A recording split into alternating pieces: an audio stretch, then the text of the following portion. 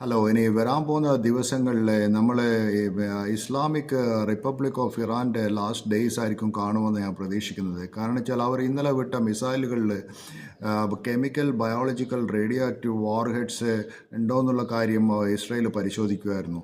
അങ്ങനെ ഉണ്ടെങ്കിൽ ഇസ്രയേലിൻ്റെ എയർ സ്ട്രൈക്സിന് ഇറാന് പ്രതിരോധിക്കാൻ പറ്റില്ല. കാരണം വെച്ചാൽ ഇസ്രയേൽ അവരെ അണ്ടർഗ്രൗണ്ട് ന്യൂക്ലിയർ ഫെസിലിറ്റീസിൽ ടാർഗറ്റ് ചെയ്യും. പിന്നെ അതല്ല, ഇസ്രയേലിൻ്റെ ഒരുവിധ എല്ലാ പൈലറ്റ്സും സൂയിസൈഡുകളാണ്. അവർക്ക് ലോകത്തിലെവിടെയും ബോംബ് ചെയ്യാനുള്ള കഴിവുണ്ട്. പിന്നെ ഇസ്രയേൽ ചെയ്യാൻ പോകുന്നത് അവരുടെ കമാൻഡ് കൺട്രോൾ ആയ ലീഡേഴ്സിനെ അല്ലെങ്കിൽ റവല്യൂഷണറി ഗാർഡ്സിനൊക്കെ അവർ അസാസിനേറ്റ് ചെയ്യും. എന്നിട്ട് ടോപ്പ് ലെവൽ ഒരു വാക്യൂം ഉണ്ടാക്കിയിട്ട് പുതിയൊരു റെജിം അവിടെ വരാൻ സാധ്യതയുണ്ട്. അതുപോലെ ഇസ്രയേൽ അവരെ ഓഫ് ഷോർ ഓയിൽ ടെർമിനൽസും അവർ ബ്ലാസ്റ്റ് ചെയ്യും.